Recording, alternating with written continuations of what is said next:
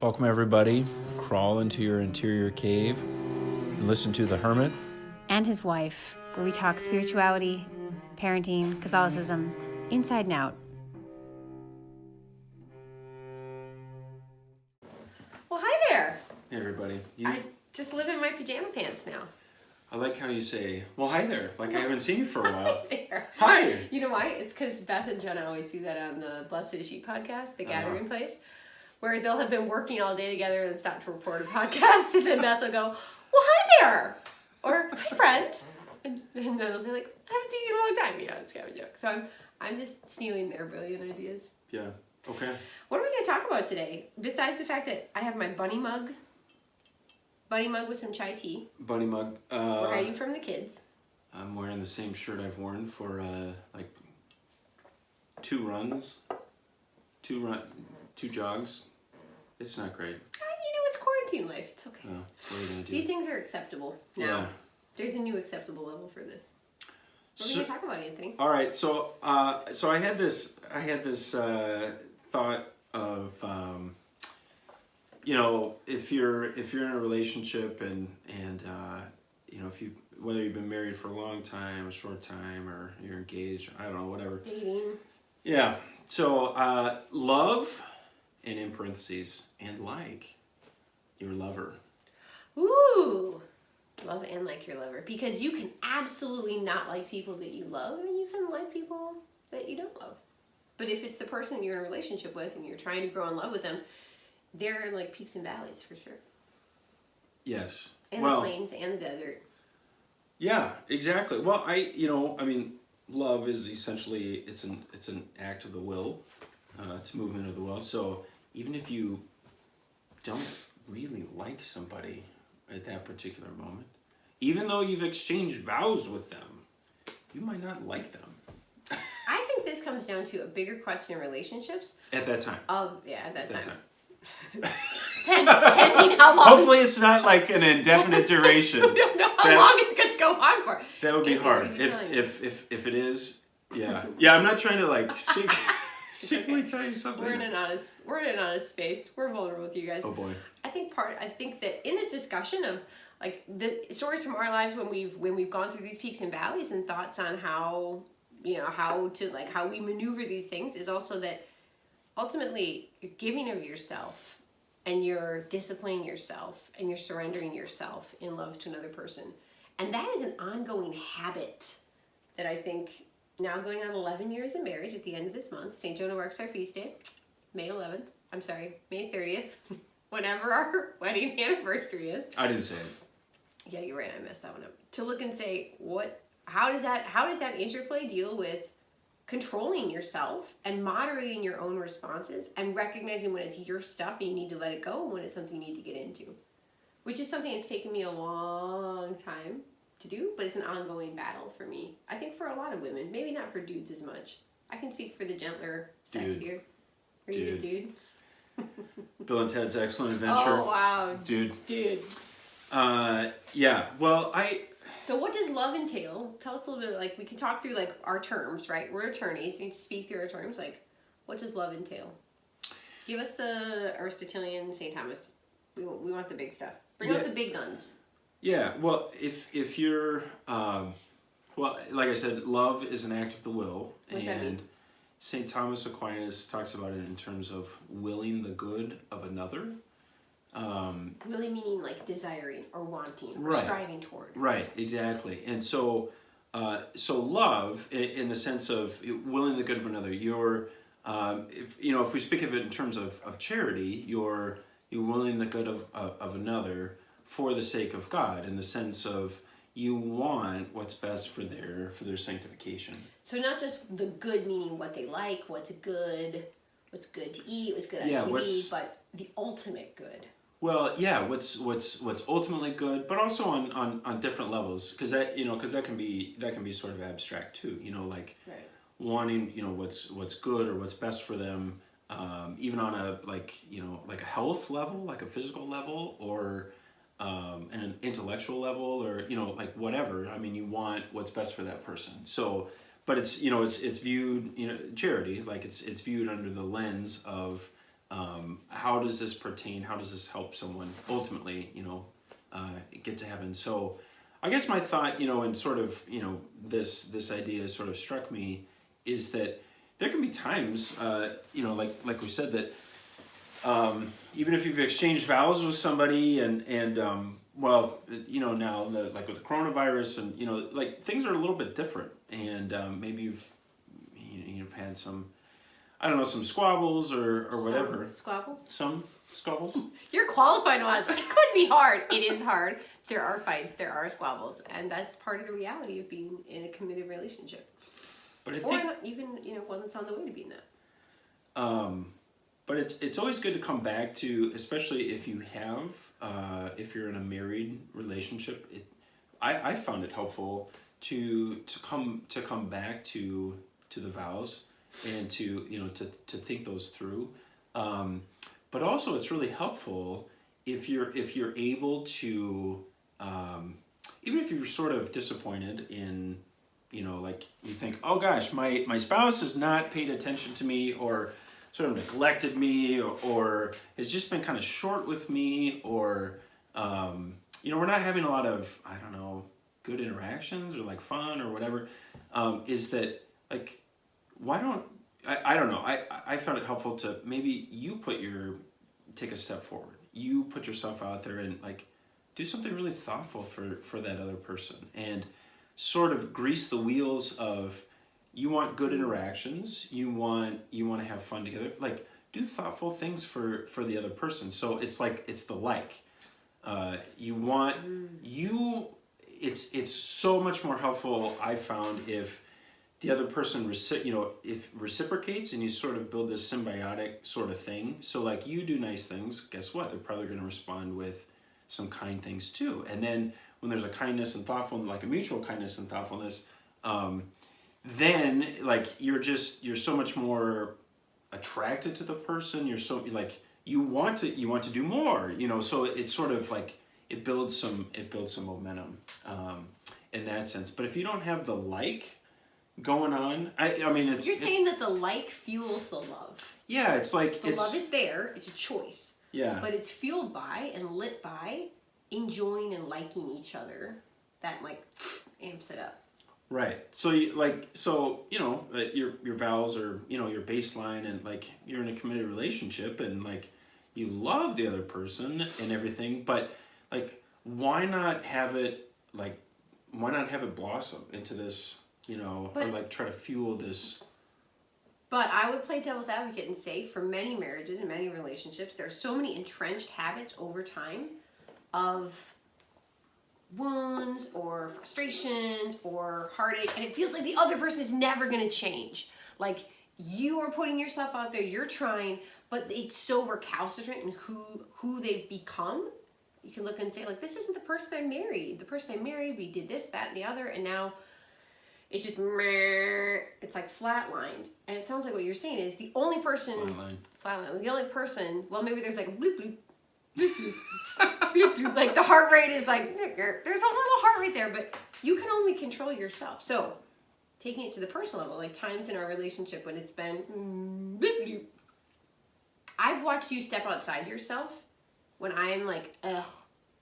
And that, like, you can only control yourself.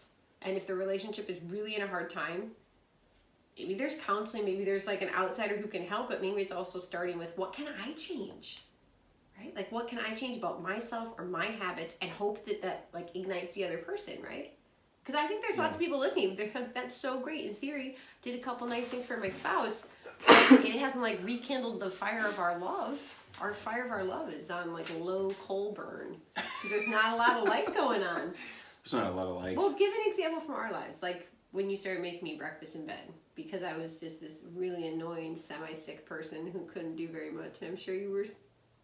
Where did that come from? Like, that's an example I think that's tangible for us. Yeah. Where you decided to do really nice things for me repeatedly, and it definitely enlivened my spirits. For all of you guys out there whose wives get really, really nauseous, and not just nauseous, but like they're laid out during pregnancy, I totally get it. You're not the only one. Hang in there. Are you saying that I'm a blob? A useless blob that's just you can do it. You can do it. Don't give up. Well, yeah, no, and that's a good point. I think that, well, I guess a few things. One is, yeah, you can only control yourself. You can only control how you react to things. I think a lot of it goes to, Aristotle talked about this. I mean, the Aristotelian version of happiness was actually a life lived, a virtuous life. So, what he meant by that was, you've lived a life, for a long period of time where you've exercised virtue, and all virtue is it's a good habit. I mean, there's different kinds of virtue, theological virtues, cardinal virtues, but if you've done that, you've lived a good life, then it's actually like it brings a sort of happiness, like a complete happiness, if you've done that for a long time. And St. Thomas, talked about habit. It's an inclination. It's repeated actions. It sort of inclines you to do something. So like in the married relationship, like making breakfast in bed. It's a very tangible thing that you could do that I could do, and I know that you appreciated it and enjoyed it, and so it kind of became second nature, and that you do something like that. So, and you like doing it, and it's sort of I don't want to say ingratiates you, but it's like it's a thought, it's a thoughtful gesture. So. If you can build up or think of something, something specific to that person too. Yeah, specific to that person. You can read like websites and hear podcasts. They give all these suggestions, but you have to tailor it to the person you're in the relationship with. There are things you could do that I wouldn't really care about. I wouldn't really appreciate. Be like, oh, that's great, he did that. But something like, you do all the dishes. I wake up in the morning, the kitchen is clean. I wake up in the morning, you've made breakfast for me and the kids. Wow, you guys, the list is really long.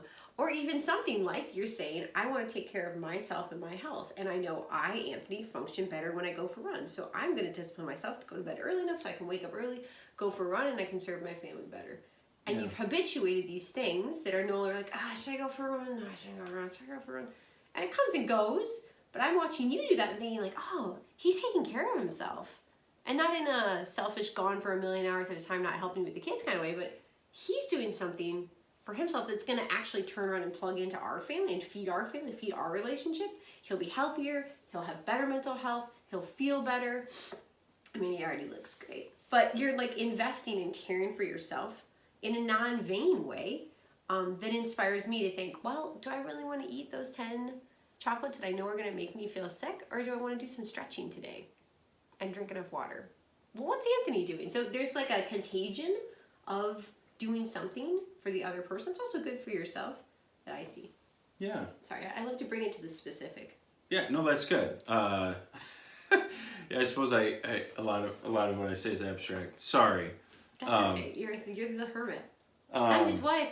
Well, a couple of things. It's funny. After we've done, I don't know, a handful of episodes now, and there's always thoughts that come later, and you think, oh, I should have said this or I should have said that. So there's Podcasters' remorse. Oh man, yeah. YouTubers were something like that. That's great. There's a couple of things just to put out there because I'm sure I'll forget. One is just like basic courtesies and sort of kindness, So tone of voice or inflection.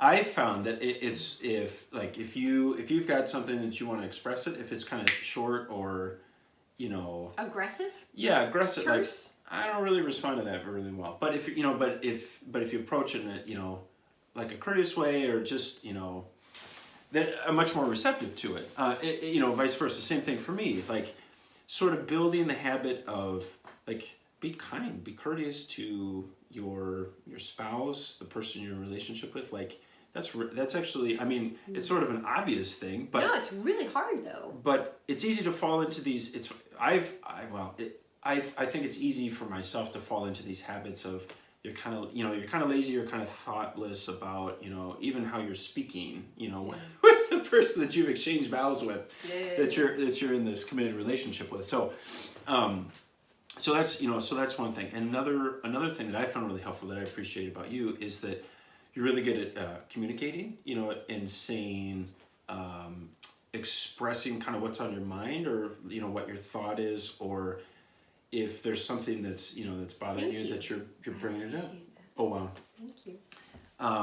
Because for me, I found it sometimes it's hard for me to verbalize. Maybe you're the same way. that it's hard to verbalize exactly, what it is that might be bothering you, or something that you want to change, or I don't know. So it's nice to be able to like put it out there. So even if you can't verbalize it very well or express it very well, I think it's good to at least like bring it up somehow and convey that to to your spouse, so that you can at least talk about it or address it. Because sorry, I'm always interrupting you. No, go. But because when you don't address it, and we've had this, things build up and then they calcify. So when you're still fighting about something and it's still fresh and it's still a matter of contention, that's almost better than when it calcifies and you just don't even talk about it anymore. You just don't broach the topic, and it's just like a dead space in your relationship. It's like a little, not even a black hole, it's like a little desert. It hasn't been watered, it hasn't been tended to. So especially if you have small kids, a lot of things that for us were bad habits over time were me trying to override you with the little kids. Like, you're taking all the kids to the park, and I'm yelling out there like, why don't they have shoes on? Why does they have sunscreen? They don't have bug spray. Didn't you know that you should pack the diaper bag this way? Blah, blah, blah. Like, when really, here you are trying to do something nice, which is Nell wants to rest, or Nell wants to be on the phone with her sister, or Nell wants to get some work done, or she wants to do a project. So I'm going to take the kids out of the house for her. But instead of figuring out like, okay, let's sit down. When you take the kids out of the house, it's really stressful for me when I see that they don't have enough shoes or hats or whatever. Ahead of time, kind of getting in front of the things that you know are problem areas. It just became like, Nell's yapping at me. I presume you're like, whatever, I'm just trying to take kids out of the house. So they don't have the things. And it just became a spot that was like a sore spot. Anytime I saw you leaving the yard with the kids, it was like a wellspring of like, do they have all the things? Which isn't very helpful in communicating, but also just reinforces, why did I bother doing all of this for you? Like, trying to do something special and you're just being a total jerk. So looking and being able to say, okay, let's pull this out in the open. Some couples do like a Sunday night planning where they go through their week and they talk about what their plan is for the week, the stuff on the calendar, the food, the budgeting, whatever. Or we read this great book by, what's the book with the Navigators Council? Sheldon. Oh, it's called A Severe Mercy. Sheldon Van Auken. We read that. I mean, it's a little less applicable when you have a bunch of kids. Yeah, I was going to say it's very idealistic. Yeah, they ended up not having kids. It's a beautiful story. But now that we're sort of on this side with all the kids, it's just like a difference of like how resources and time go. But something they said that struck us when we were engaged in early marriage was this idea of a navigators council where you sit down and say, hey, like, check in on our marriage. What's going on? We just need to open up the forum, and it's a safe space for you to say, like, I really don't like that you treat me this way when I'm going to do whatever. And I can say, oh, okay, well, my deep concern is that the children are going to get glass in their feet and sunburn. Not that he took them to the park without shoes. I just pulled that out of the air. But to be able to kind of open it up and open the grievance and say, this is an impediment to us liking each other. This is an impediment to us being close. And we need to kind of let it have some sunlight, like natural disinfectant, some air, and look at it and say, the way you're treating me is disrespectful. Okay, I want to have my concerns voiced. How do you voice concerns in a more respectful way? That's like a really, for people who also have small children, our children are older now, so I'm no longer like screaming at you. I'm going to the park, I'm like, please take them. Sounds great. But that's an instance from our lives where I can be honest and say, I didn't treat you well about that. And it was habitual over time. And something that we had to examine and talk about. And that comes to a bigger point. It's not like you said and done, like, oh, we made the decision to be kind and charitable to each other. Now we're just on the kind and charity belt forever. Like, every day, it's a new decision. Yeah. I mean, you get in the flow of, like, good habits, right? Like, you're running right now, you're making breakfast for me, and you bring it to me in bed, and I appreciate it so much, and I'm getting to sleep in a little bit, and we're in a rhythm, but that's not to say that tomorrow we couldn't fall out of a good rhythm and into like, nyah, nyah, nyah. Sorry, I keep making that sound effect. That's the only thing I can think of where couples are like, with each other. It's a choice. It's a new choice every morning. How do I love the person I'm actually married to? Not how do I want to experience their love? How do I actually love them in a way they can understand? Yeah. Every day. It's got to be, it's like, you have to sanctify every day. And it's like, wow, I prayed yesterday. Isn't that good enough? You've got an opportunity here to be in this relationship, to have these experiences together, and yeah, like you said, you have to put forth that effort, and it's a thing. You've got to do it. You've got to do it repeatedly. There's actually a really interesting section. It's at the very end of the Gospel of St. John, where our Lord is talking to Saint Peter, and he says 3 times. It's in English. He just says, "Peter, do you love me? Peter, and then feed my sheep. Peter, do you love me? Feed my sheep. And Peter, do you love me? Then feed my sheep." And at the 3rd time, Peter was like really grieved about this. And his response was, "You know that I love you." Peter. But interesting, but in Greek, and I can't remember the Greek verbs for it, but the first 2 are the same. Do you love me? Do you love me? But the 3rd one is actually, do you like me? So, in a sense of like a fondness, but so our Lord was like, he actually wanted not just a giving of oneself, but like, do you actually like me? And so, like the like, or just like being respectful of the other person, and maybe you're not going to get that. I mean, maybe you and your spouse are like really having a hard time or something, and like there are some deep things. There's deep stuff from our own family's of origin, from our own wounds in our relationship. How do you get back to the surface where you can start liking each other again? Yeah, I think the most important thing is to try to do what you can to foster that that courtesy, that kindness, that respect for one another, and hope that sort of reciprocates. And St. Francis is a Sales. He's a great spiritual writer. I love the guy. He wrote the Introduction to Devout Life, and he talked about devotion. He talked about it as like the agility or the quickness that comes with like exercising charity. It's like the full flowering of it, so that. Ooh, I love that. You're not just like walking along, but you're actually like sprinting. You're actually like running along. So it's like I think that it's like that in a relationship, like a devotion to the other person, like really looking for ways to like help the other person, be thoughtful of the other person. You're always, I don't know, like trying to put the other person first. And if you do that, like that sort of self-sacrificial, even on just like the simplest of terms, I think can be really, really helpful. Because I mean, who doesn't want to have a great love life? Who doesn't want to have like if you're in a married relationship, like this is your lover. This is the one. Like, wow, that sounded like a capital O. The one. The one. Oh boy. I'm the one. But this is the one. Like. Yeah. I hope so. It better be. So oh boy. So I don't know. These are just some thoughts that sort of struck me recently, especially of like, here you go. Like you're in this relationship. Like give it your all. And these are just start with some really simple things, and or like I said, maybe you've sort of fallen away from like doing those sort of things. Like resurrect that and just give of yourself. So and so many of the things that hold us back, guys, we just get one life. I mean, I wish I believed in reincarnation. That'd be great. I don't. We just get one life. And to figure out, how can I be healthy? How can I be loving and kind? Whatever that takes. Therapy, meds, whatever you need to do. A deep, rich prayer life, plugging in the ways that you can to the sacramental graces. Like, get healthy and be in the best position to just radically love the person that you're with. Because we only get one shot at this.